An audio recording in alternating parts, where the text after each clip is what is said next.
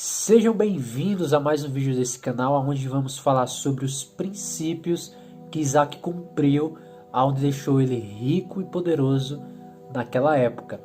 E observe que esses princípios eles são universais, ou seja, os homens bem-sucedidos, todos eles cumprem esses princípios que Isaac também outrora cumpriu na sua época. E quais princípios são esses? O primeiro princípio foi o da insistência. Observe lá em Gênesis 25, 21, ele vai dizer que Isaac insistiu em oração para que o Senhor abrisse a madre da sua esposa, e o Senhor ouviu as suas orações. Então observe que se Isaac orou insistentemente, é porque ele não fez uma única oração, ele fez várias, até que Deus ouviu a sua oração. Então a primeira coisa, o primeiro princípio de 4 que Isaac cumpriu até se tornar rico e poderoso foi a insistência. Então você precisa entender que a insistência precisa fazer parte da sua vida. Você precisa insistir, ou seja, você precisa insistir até que a resposta seja dada a você, ou sim ou não. Enquanto o sim e o não for lhe dado, você não pode desistir. E o segundo princípio que Isaac cumpriu foi o da persistência. Observe que quando Isaac começa ali em Gênesis 26, 25, 26 e 27, a gente vai ver essa história e os 4 princípios que ele cumpriu. Então ele cavava os poços e os filisteus vinham e entulhavam de volta, e alguns deles diziam que eram deles. Então Isaac não desistiu, não parou ali de cavar os poços, continuou cavando os poços, ou seja, além de insistir, ele era persistente. O que é persistência? É você mudar a estratégia e não mudar o seu objetivo. Ou seja, você continuar batendo na mesma porta, mas com estratégia diferente. Se daquela forma que você está batendo, que você está buscando, não está dando certo, você precisa mudar a estratégia até obter uma resposta, assim como a insistência. Se o sim não chegou na sua vida e se o não chegou ainda, você precisa continuar batendo até você obter uma das duas respostas.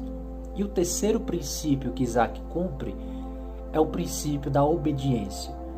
Ou seja, você não pode, em hipótese alguma, tomar nenhuma decisão seguindo a lógica humana. A gente vai observar que Isaac, ele passa por um momento, a região ali de Gerar passa por uma grande fome, então ele decide ir para o Egito. Só que Deus fala para ele não descer, Deus fala para ele continuar ali, então ele é obediente. Qual que é a lógica?